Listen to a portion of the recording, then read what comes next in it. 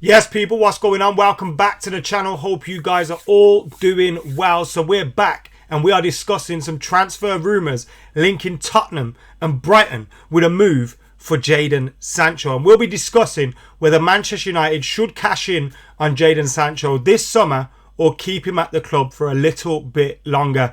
And I'm pretty certain on what I want to happen with Jadon Sancho. We'll also be looking at the latest on the takeover bid of Manchester United. What the hell is going on there? We hear that both parties now are confident that they're going to be named the preferred bidder. We'll get stuck into the reports on that too. Make sure you're keeping it locked to the channel though, and do me a favour by hitting that subscribe button. I can be helped by you guys hitting that subscribe button. I want to hit 150,000 subscribers, and with your help I can do that. I can only do that with your help. So get hitting that subscribe button right about now. We'll be here throughout the summer, edging closer to that obviously pre-season tour as well, in like a month, 6 days, 5 weeks until we head out for New York, and then we go to San Diego, then we go to Las Vegas, and the preseason starts even before that, as United have trips to Edinburgh and Norway, I believe, as well. So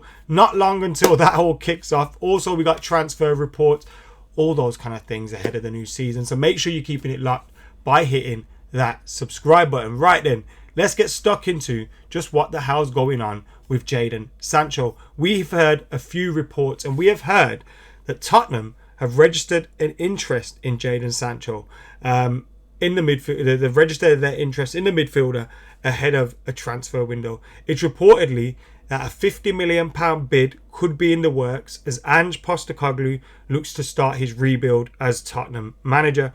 Sancho has struggled for United since his move from Borussia Dortmund. This is what the article says. And his move could well give him the fresh start he may need in his career.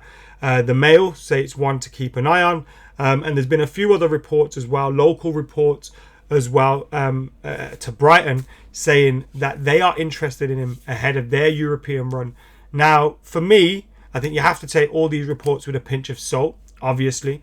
Ange Postecoglou and Spurs have been linked with Harry Maguire as well just the other week, and that one's gone all quiet. You could also end up getting rumours about things like, okay, Spurs were talking about Harry Maguire with Manchester United, if those rumours were true. And while they were at it, they asked about Jadon Sancho.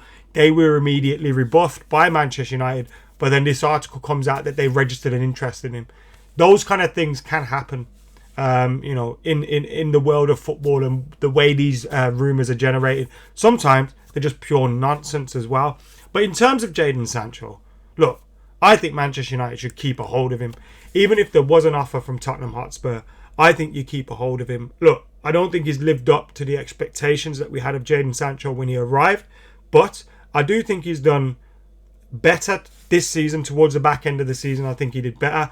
I know he wasn't great in that Manchester City game in the cup final, but I do think in terms of some of the applications, some of the performances that we've seen from him, they were getting better. And I also think Manchester United with a striker up top, let's say a Harry Kane, I don't know, an Ivan Toney, I don't know, whoever, man, just put a number 9 up top regular.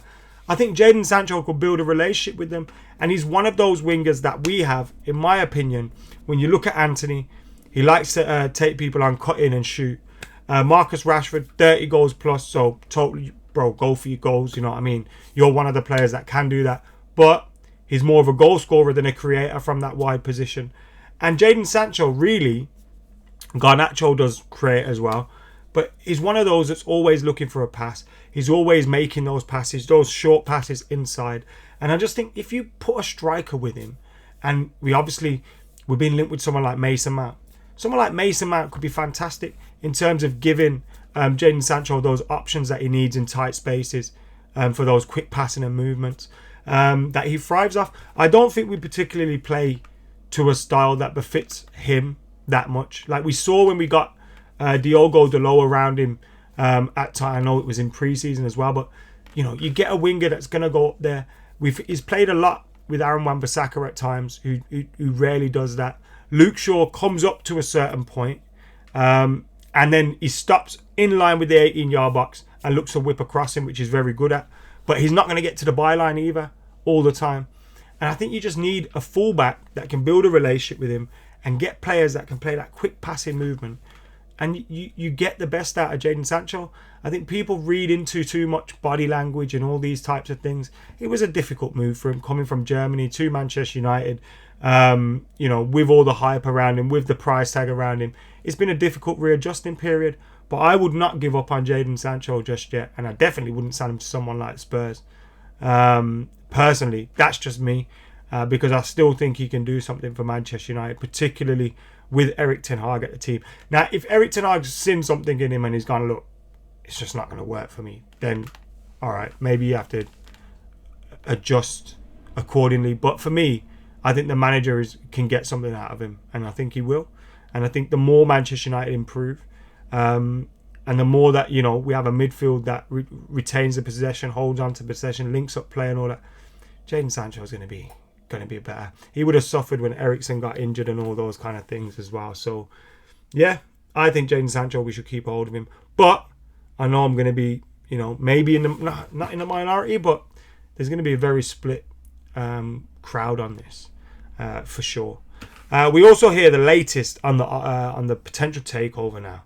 This is dragging on. I'm pretty much fed up of it all. And we hear both bidders in the battle for United are finalising deal details with the club sellers, the Grain Group, with a long-awaited decision on exclusivity finally expected later this week. Lawyers representing Qatari Sheikh Jassim bin Hamad Al Thani and British petrochemicals billionaire Sir Jim Ratcliffe are in dialogue with the Grain Group. Where's that move to? The US merchant bank managing the process. Ratcliffe's Ineos outfit had appeared to have nosed in front, but Mail Sport understands that those acting on behalf of Sheikh Jassim, who at one stage thought they had lost, now feel that they are very much in the game following the dramatic submission of an improved offer last week. Now, we've seen a lot of idiots online running around pretending that they know what's going on. No one knows what's going on yet. And this is the latest. Seemingly, though, both parties are confident, which means have the Ineos group been in the lead all this time. That last bid's coming from the Qataris, and that bid's been successful. So you've got Ineos who still think they're in the lead, and the Qataris who are confident now because of the reaction to that latest bid. That could be a possibility, but whatever happens, it's just dragging on, and it's affecting our transfer window ultimately, because we can't make much moves without knowing how much budget we're going to have, who the owners are going to be, all those kind of things. Do the owners want to bring in new personnel in terms of a director of football, this, that, and it? It's going to be pure headache. And it's affecting our pre-season, I'm sure, already, and it's affecting our transfer window. But what you're going to do, hopefully it just results in us ending with no Glazers at the club, but it's still a possibility. They could be sniffing around, and then you could end up being state-owned, which opens up a whole other can of worms. But anyway, as soon as something happens, we'll keep you updated here on the channel. So keep it locked. Like, comment, share, and subscribe. Let us know your thoughts about everything we've discussed here today in those comments below. And as I said, do me a favour. Hit that subscribe button. See you in a bit.